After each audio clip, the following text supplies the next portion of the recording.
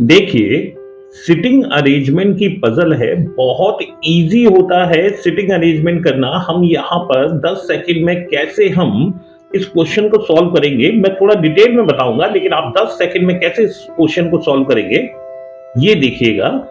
5 Mitra A B C D E व्रत में बैठकर खाना खा रहे हैं। ऑब्वियसली उनका मुंह अंदर की तरफ होगा। बी तथा सी के मध्य ए है। सबसे पहली कंडीशन एक दे रखी है, लेकिन लूपिंग कंडीशन है जहां पर हम ये कंफर्म नहीं कर सकते बी तथा सी के मध्य में ए तो है, लेकिन बी और सी कहां पे।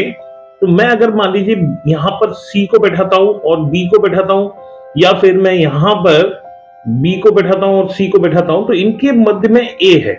ये सब कंफर्म कंडीशन है, लूपिंग कंडीशन है, लेकिन ए बिल्कुल इन दोनों के बीच में बैठा है। डी के बाएं दूसरा बी बैठा है।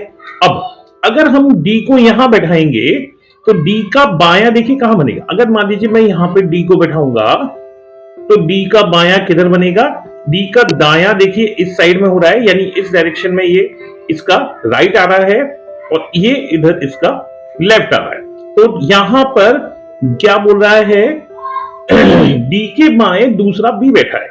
डी के बाएं यानी डी का बायां ये हो गया, तो दूसरा बी बैठा है, इसका मतलब बी की सीट कंफर्म हो गई। तो यहां पर सी हो गया, लेकिन एक कंडीशन और भी है, लेकिन ई का पड़ोसी सी नहीं है। तो यानी बिल्कुल सही कंडीशन आ रही है, सी का पड़ोसी नहीं होना चाहिए। तो ई कहां पर आएगा, यहां पर, और ये इसका सिटिंग अरेंजमेंट हो जाएगा। अब देखिए सबसे बड़ी बात क्या है, डी के दाएं कौन बैठा है। तो डी के दाएं कौन बैठा है, तो डी के दाएं तो वही सी बैठा है। आंसर क्या होगा, सी होगा। इसी तरीके से हम सिटिंग अरेंजमेंट करते हैं। ये व्रत का है सिटिंग अरेंजमेंट, और बहुत इजी होता है सिटिंग अरेंजमेंट करना।